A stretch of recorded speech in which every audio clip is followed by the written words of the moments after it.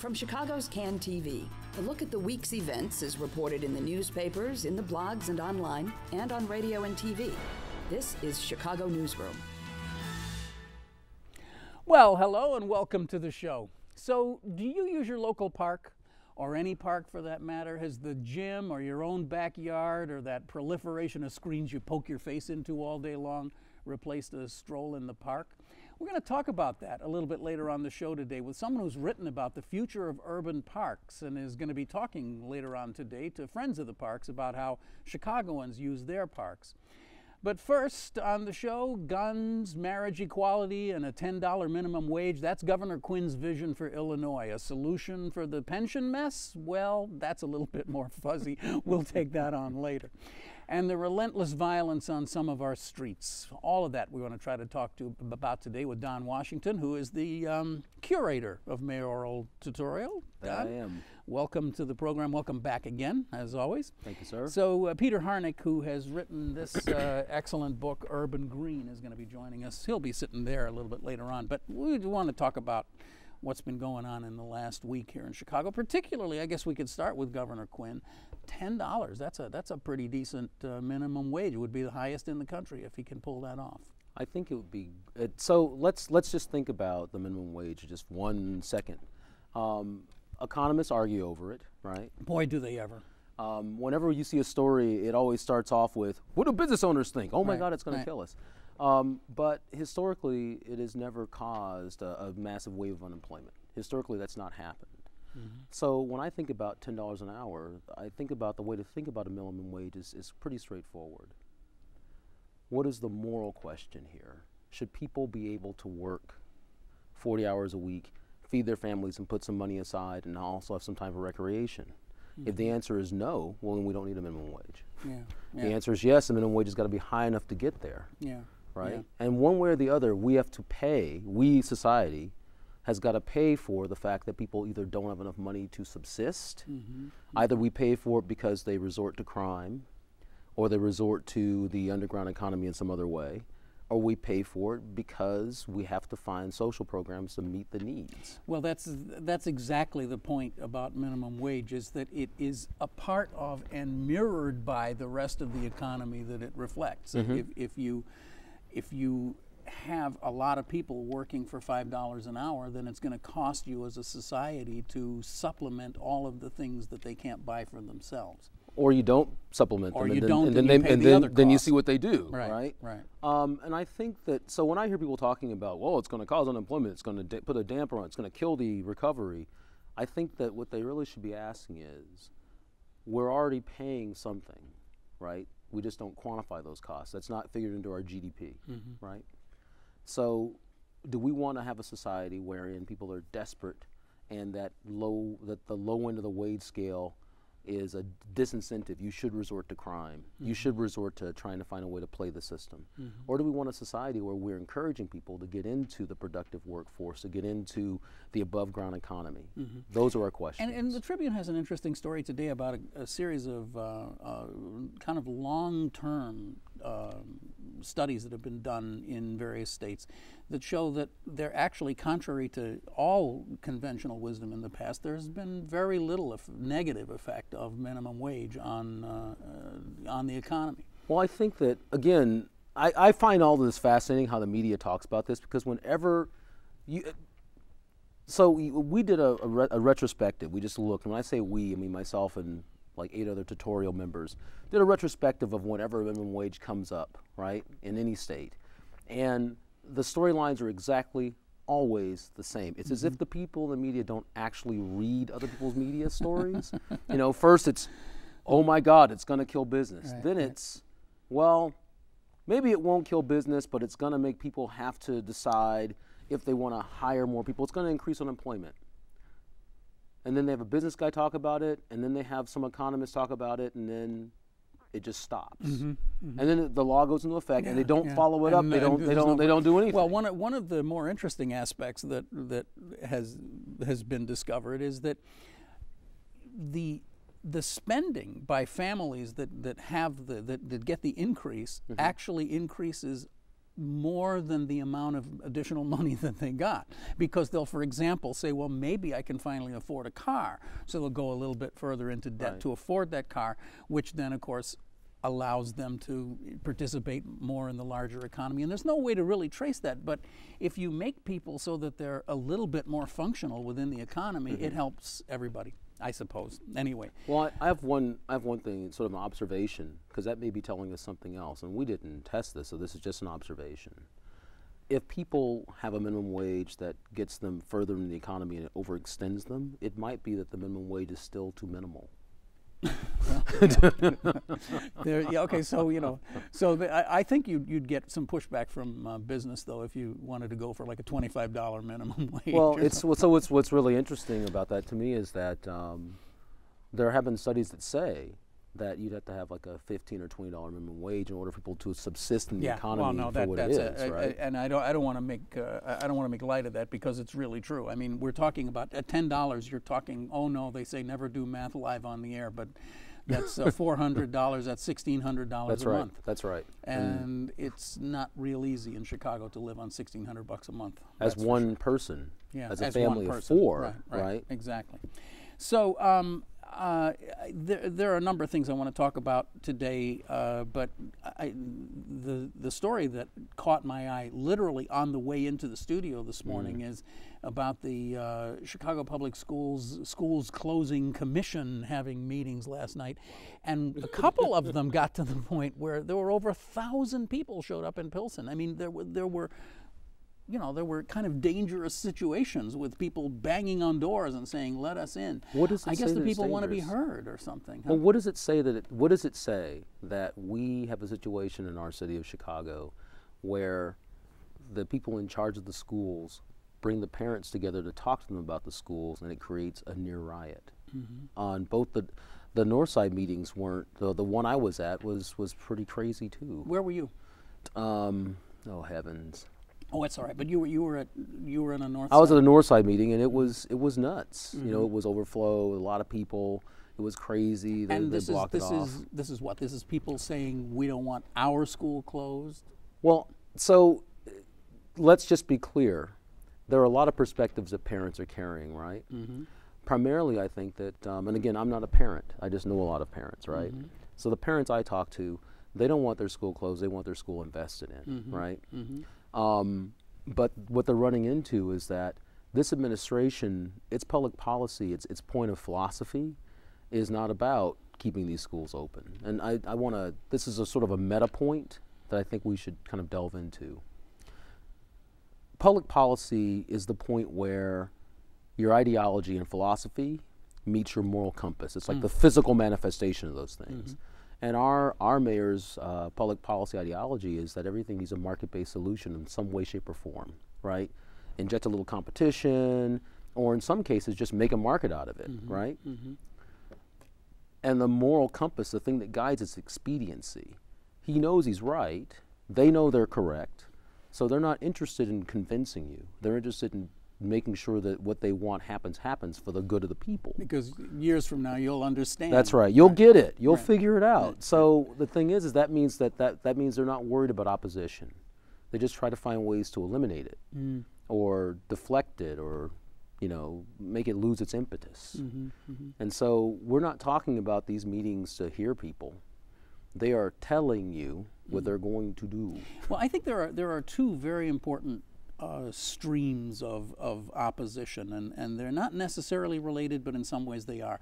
The first is this notion that you don't really ultimately, in the end, save a lot of money, contrary to what's being said about closing all these schools. That the amount of money of actual cash dollars that's saved is not that great, and the impact on the community of closing that school, and even perhaps worse, and we're going to be talking about public open space policy later on, having some giant hulking empty public school sitting across the street from you is a pretty frightening thought in many neighborhoods. It's a bomb. Yeah.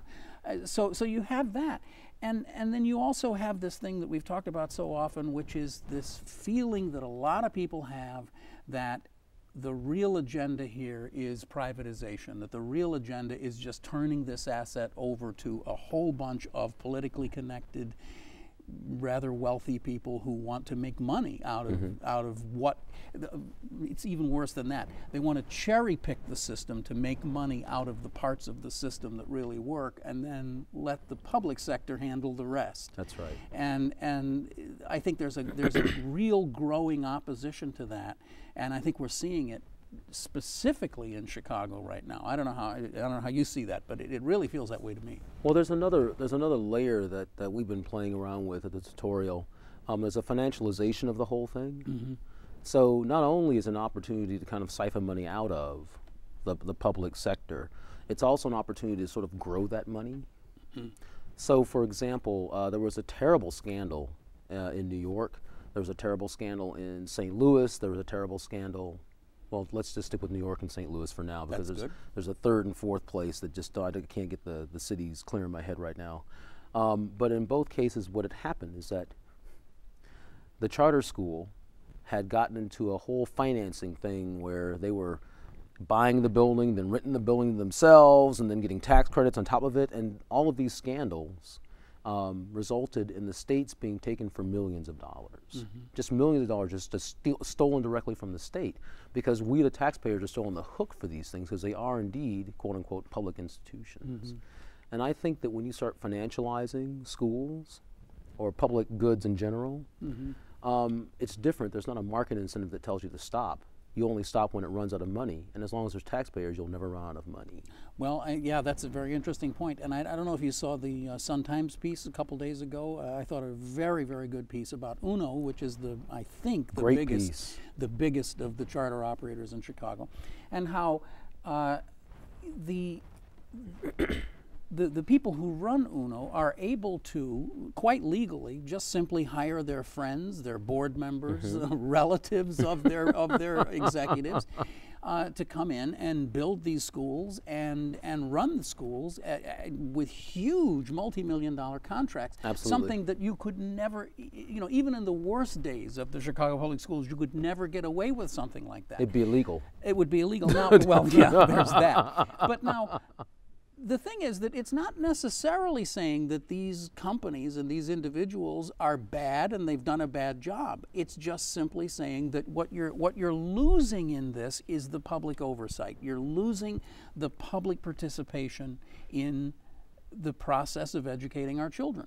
And that, to some people, is a very worrisome development. No, I think that's absolutely correct. It's a good observation. But let's think about something. We've been talking about education for like 5 minutes, right? And, I think so, yeah. And what's happened is we've been talking about education. Education hasn't come up yet. Like, are these schools effective? Do they actually educate children? So again, it goes back to everything's been financialized, right? The point of perception for the administration is about cash and about having a market system. So even the discussions that we're having, like this discussion here, is not about are these schools effective, because UNO schools are not effective. If you look at any rating, they are way at the bottom. They're not even like mid-level schools. If you look at the ratings that people have for high schools and grade schools, which is kind of alarming. I think it's been pointed out that the charter school system really almost reflects the public school system, in that there are superstar schools that do brilliantly, and then there are schools that really just aren't doing any better than the neighborhood school they replace. But I think it's important to remember what we're talking about here, because UNO is a special case in some ways. We're talking about a political organization that has gotten a hold of a public asset. So beyond the fact that they're a political organization with a public asset, what we really should be asking ourselves is, what are they doing with that money? Because they're using that money in other ways in communities that have nothing to do with the school, everything to do with their other political agendas, right? Because that money doesn't go to a separate fund that goes, no, that money only goes to schools. It goes to UNO, right? Right. And it has to pay executives and managers and all that, which again is a cost over and above what we're already paying the people who run the public schools. So there's but I think it has to be said in fairness that there are thousands and thousands of parents who are clamoring to get into these schools. So yes and no, because they can see where the money's going. So why would think of it this way? It's not that they're clamoring to get into a better school. They're just very clear, especially if you're from Chicago, you're very clear about power. Yeah. You see that, School A is losing resources and falling apart. School B is getting resources, and even if it's, who knows what's going on in there, they're getting resources. I want my kid in School B. Yeah, yeah. I want to get to our parks discussion here. Just a quick throw off here. What do you make of the no mail on Saturday? You think it's a good idea? Well, I think that it demonstrates something else that's happening. Our postal service is in the mess it's in because it's being forced to pay for pensions, ironically, for guys that haven't been born yet. And that is a manifestation of when the Republicans first took over the House in '94, I think. So it's not that it's inefficient, it's that it's being strangled.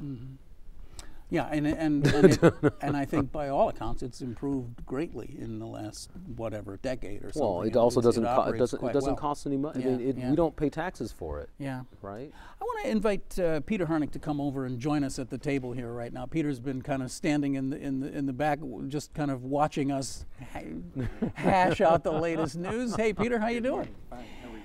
I'm glad to have you on the show. So, Peter, you're going to be addressing Friends of the Parks a little bit later on today, and they've invited you here because, well, you've written this book, Urban Green, Innovative Parks for Insurgency. Insurgency. Resurgency. It's my fault. I caused this. See, whenever I have Don on the show, I start thinking about insurgency.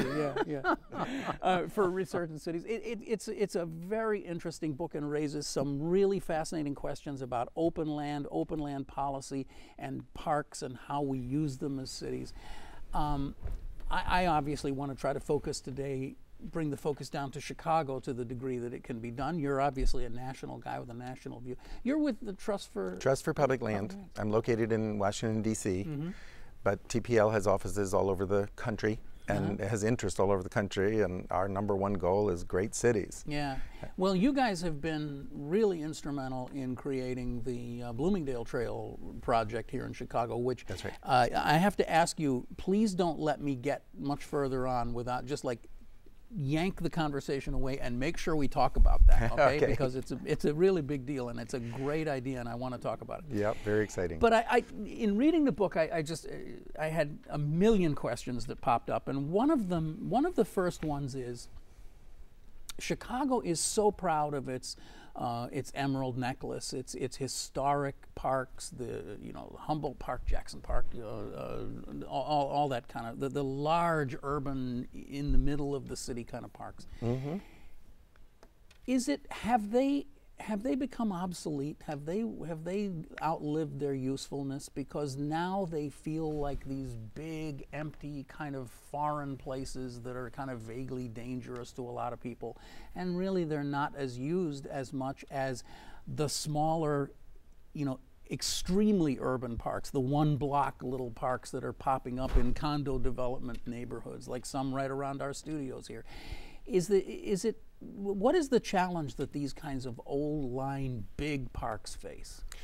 Well, cities need a whole range of parks to make up an effective, successful park system. So I wouldn't say that they're outmoded by any means. There are some great large parks in Chicago and elsewhere. Realistically, in crowded cities, as you're trying to add parkland, and Chicago needs more parkland, it's not, generally speaking, it's not feasible to create very large parks anymore in the center of the cities. The large parks are being created on the fringes, the way these large parks were on the fringe at some time in the past. Right, exactly. right. Every now and then you have some amazing either financial or political event, like when the mayor took over the Meigs Airport and turned it into a park. So that's about a 100-acre park that was created out of a previous use. And sometimes you'll have large airfields or rail yards or something like that might become a large park. But generally speaking, as we're kind of clawing our way to get a little bit more parkland in crowded places like Chicago, it is going to be the smaller patches. And they're all important. They're all important. Large patches do more for environmental factors in terms of holding the raindrop and having an ecosystem and maybe preserving some natural habitat for birds and plants and things like that. Small spaces, like you said, might be packed with kids and dog walkers and you know, people playing music and having fun together. So, I mean, ultimately, city parks are largely for people, so they're people-oriented spaces. And if you're in a situation where you have a large park that is somewhat scary, somewhat shunned, somewhat avoided, then you really need to focus a lot of attention on why that is, what to do about it, and it has a lot to do with the edges of the park. You can't just can't just give 100 acres to a park department and say, fix this and make this perfect. You're dealing with an entire neighborhood around the edges and an entire city. And all these are permeable barriers that are permeable boundaries that as you say, flow a park back and that forth. has lots of interesting little restaurants around the edges in the commercials that helps. But I want to touch on kind of what we talked about at the very top of the show, which is that parks, like everything else, are entities that have to compete. They have to compete for our time and our attention. And when our attention is mostly focused on our iPad or whatever it is, or running to the gym or something like that, or even a great restaurant, there's no time for parks. I mean, how does a park compete in contemporary America? Well, you want to create a virtuous cycle, and for 50 years or so, since during the period after World War II, we were in more of a vicious cycle in urban situations and urban park situations where the parks got a little bit run down. They became less fun, less desirable, less successful, less beautiful, less used. Then they got a little bit more run down, and the whole thing went down. And, Boy, and do somebody we know about that in Chicago? Yeah, definitely. And somebody says, do you want to go out and shoot some hoops, or do you want to watch a basketball game on TV or play on? And people say, well, let's just watch on TV because the basketball court is cracked and we don't even have a net and it's kind of scary and so as you create a virtuous cycle, which is a hard slug of gradually moving up, you create the kind of buzz and excitement that people feel about Starbucks or something like that. Suddenly you say, let's go to the park and shoot some hoops, and they say, yeah, that's fun. In fact, I just met a friend of mine down there. I hadn't seen him in a long time, and maybe I'll meet some of his friends, and all these things start happening. It becomes a special event. And so if you say to them, would you rather do that or, check your email or something like that, actually the park becomes more exciting than checking your email for a change. So you want to create this kind of, and so Central Park in New York, for instance, which is, it's kind of the ultimate right now in terms of successful parks. Every time you go to Central Park, you have a feeling something fun, something different, something unexpected is going to happen there, and it's beautiful, and it's safe, and so the whole thing becomes a very positive experience. Humboldt Park, I live in Logan Square, and not far from me is Humboldt Park, which in the 80s and the early 90s, in the 90s when I worked as an anti-gang guy, it was like a problem park. It's making a huge comeback, and That's a lot of it has to do with what's happening inside the park, like the programs in the park. Exactly. You can't just give a community a park and say, here, it's a beautiful park, be happy. You have to have programming. A lot of people don't really know what to do in a park. I mean, for a lot of people, many people who are conservationists, of course, love parks and trees and flowers and birds and can entertain themselves there. But probably the majority of people don't really know what to do there. So you need programming, whether it's sports, music, food, unexpected. Well, the ultimate example of this has to be Millennium Park in Chicago, which is just stunningly successful, and I think that's part of what it is. It's more like a browser than a park. I mean, it's just sort of like you walk in, and the moment you cross the boundary, it's like, what do you want to do? You want to see the bean? You want to go play in the fountain? Here's music, live music. Want some music? And it's just constantly barraging you with with stimulus of one sort or another. Of course, that's it. The ground zero center of Chicago, center of the world, right? Yeah. Of our world, yeah. So I mean, you wouldn't want that much stimulation, that much in your neighborhood. But yeah, so that's downtown center Chicago. Then you need another level similar, parallel to that for a Humboldt Park, and then maybe for your neighborhood park. Yeah. Always having something a little bit special there. Can I ask a quick question? Can you ask a quick question? Can I ask a quick question? Parks usually generate questions. Yeah. In Chicago, we have a horrendous violence problem. We just it's off the chain at this point. Exploded, and I'm from Washington, and we went through that too. So my question, as an old organizer, we used to use the park. We had to use the park as like a gang boundary, right? To figure out ways to create truces and whatnot, and we eventually used it to sort of like calm things down. It became like a safe zone to pass through, and then people started using it. My question is there, what sort of programming do you think we should have to directly get at some of our problems of violence? Because that sounds like it's also going to cost us money too, but what kind of programming would you suggest, just practical stuff that we could do in our parks now to help out here with the nonsense that we're dealing with? Yeah. Well, a very profound question. I know the mayor's asking this. The Parks District is struggling with how to answer this. And you know what you were saying from the perspective of the gangs needs to be kind of fed into that conversation too, because having it as a safe haven, a neutral zone, might actually really strengthen the park as a place where people can go and recognize that it's not a conflict area. Parks need staffing. They need staffing that is very cognizant of what's going on around there, and they need activities, and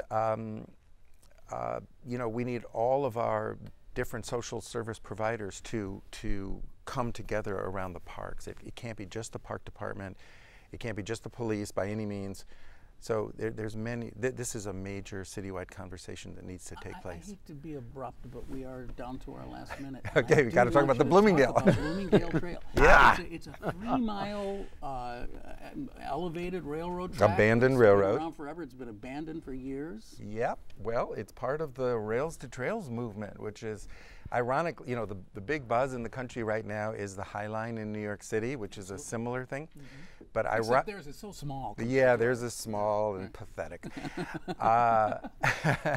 Ironically, the Rails to Trails movement started right here in Chicago with the Illinois Prairie Path in 1965. So it started here. It's a Midwestern phenomenon. It's a great idea for a million reasons: beauty and transportation and bicycling and running and walking and everything.